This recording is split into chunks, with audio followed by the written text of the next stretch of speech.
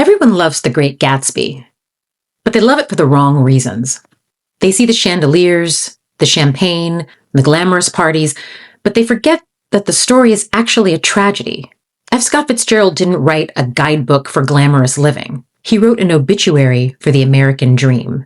And if you've seen the recent party at Mar-a-Lago, gold-plated everything, performative patriotism, the grotesque theater of wealth, you can see that when it comes to that novel, we're still missing the point. Let's start at the beginning. Nick Carraway, our narrator, opens with his father's advice. Whenever you feel like criticizing anyone, just remember that all the people in this world haven't had the same advantages that you've had. It's a moral compass, one Nick wants to believe in, but Fitzgerald immediately tells us that even his tolerance has limits. Reserving judgments is a matter of infinite hope. And after boasting this way of my tolerance, I come to the admission that it has a limit. Conduct may be founded on the hard rock or the wet marshes, but after a while, I don't care what it's founded on. Nick's confession frames the entire novel. This isn't a story about love or redemption. It's a story about disillusionment. He is a man watching morality decay beneath the glittering surface of the Roaring Twenties. The 1920s were a decade where America wore a mask of prosperity, an age of excess built on debt, speculation, and illusion. Fitzgerald wrote The Great Gatsby in 1925, only a few years before the crash of the stock market in 1929 exposed just how hollow that illusion was. We look at it today like it's a vintage Instagram filter. We see the glitter, but we don't see the rot beneath. But beneath all that sequence and the jazz band saxophone, the novel expresses a violent social order, a world of inherited privilege, racial anxiety, and class immobility, hiding behind Art Deco opulence. Tom Buchanan is both the face of old money and eugenics. He isn't just an arrogant rich man. He's the embodiment of early 20th century white supremacy, dressed in a glamorous polo outfit and shiny riding boots. Fitzgerald tells us that Tom is reading The Rise of the Colored Empires, a thinly veiled reference to the real-life book, The Rising Tide of Color Against White World Supremacy. This book was a cornerstone of American eugenics. Tom warns of civilization being utterly submerged if white people don't watch out. Civilization going to pieces. Have you read The Rise of the Colored Empires? By this fellow Goddard. Everybody ought to read it. The idea is That it's up to us, the dominant race, to watch out or these other races will have control of things. Tom's very profound lately.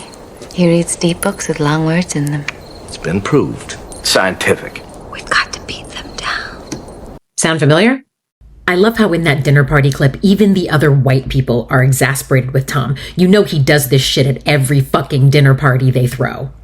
It's the same paranoid fear we hear today, the so-called Great Replacement theory. So when people say that Gatsby is a love story, they miss that it's also a racial and class warning. Wealth without conscience, whiteness without introspection. Daisy Buchanan is not a prize. She's the personification of privilege. When she says, "Rich girls don't marry poor boys, Jay Gatsby," it's not just a romantic obstacle, it's social law. She is the dream that Gatsby can never buy, no matter how many fancy shirts he owns or parties he throws, because even his money can't erase class, and it certainly can't buy entry into old money wealth, a fact which Tom Buchanan points out to him later in the novel. The Buchanans will always retreat back to their money and their vast carelessness, leaving others, like Nick, to clean up their mess. The Great Gatsby is a tragic myth of self-creation.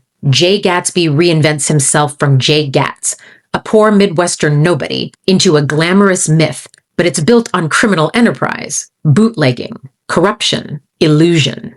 He believes that if he can just perform wealth convincingly enough, he'll earn love, legitimacy, and belonging. It's the quintessential American lie that class is just a matter of effort, that if you just work hard enough, you too can achieve the American dream. In the end, Gatsby dies still believing that he can accomplish what he set out to do, still believing in this dream. And now, a century later, we're throwing the same party. Only now, it's televised. But the energy is the same. Performative power, desperate wealth, a fantasy of moral superiority based on someone else's labor.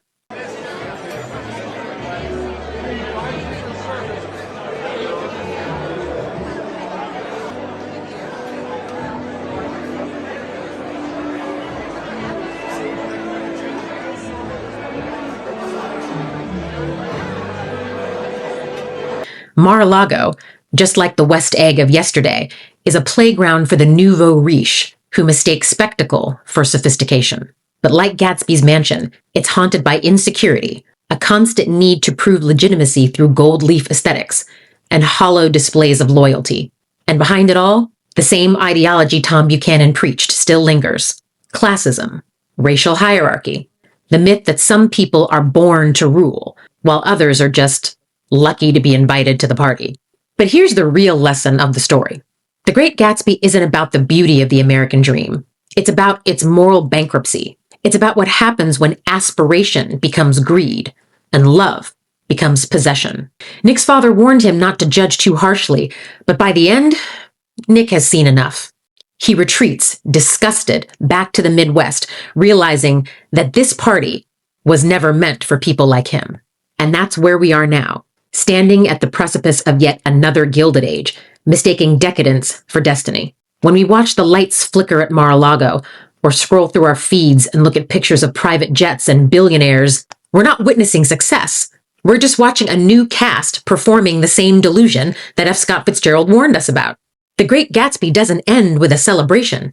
It ends with a funeral. And then, as Nick says, we beat on, boats against the current, borne back ceaselessly into the past.